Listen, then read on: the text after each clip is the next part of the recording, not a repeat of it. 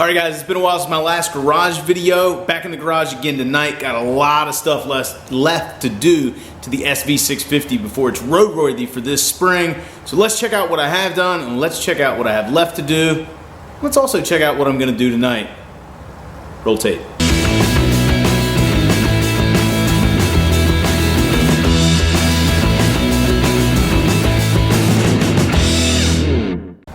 Alright, so the first thing you're going to notice, still no body work. I've actually painted all the body work. I got a little bit left to do to finish the job, just to sand down the clear coat a little bit and get it all buffed out.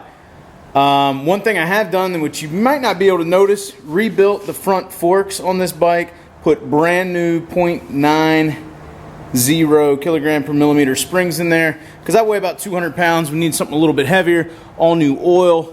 Put new seals and bushings in throughout the front forks from, I believe it was from air balls. I'll have to check. Anyway, got all new bushings and everything in there, all new oil. Also took the time to clean off this fork. If you remember, had an inspection sticker on it. Down here, I got most of this inspection sticker off.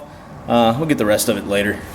So, what do we have left to do? I've got a new radiator. This one, if you take a really good look at it, you can see that it's bent pretty bad. Got a new radiator to put on.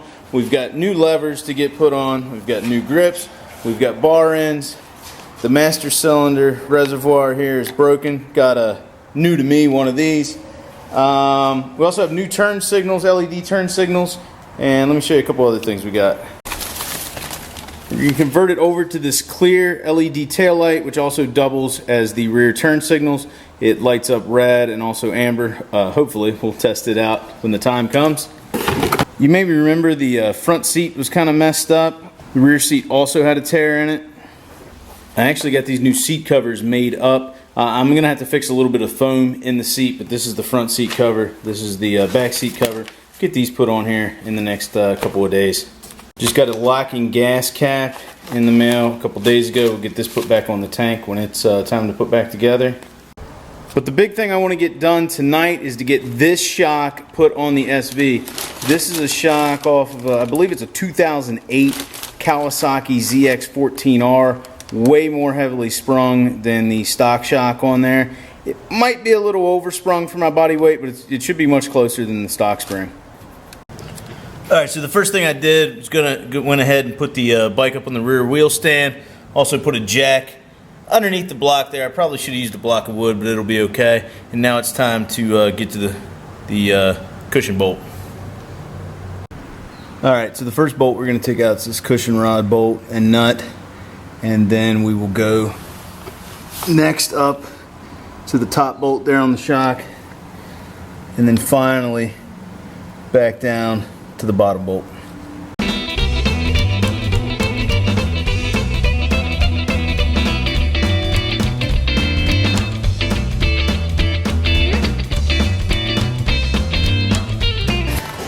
Got the stock shock absorber out of there. I'm gonna be honest, that first bolt was a pain in the butt to get out. That probably took me 20 minutes.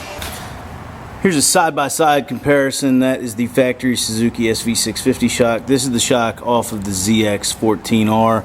This one, you notice the big difference is there's a reservoir on the back.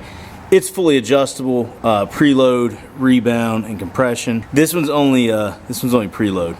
So let's get it on.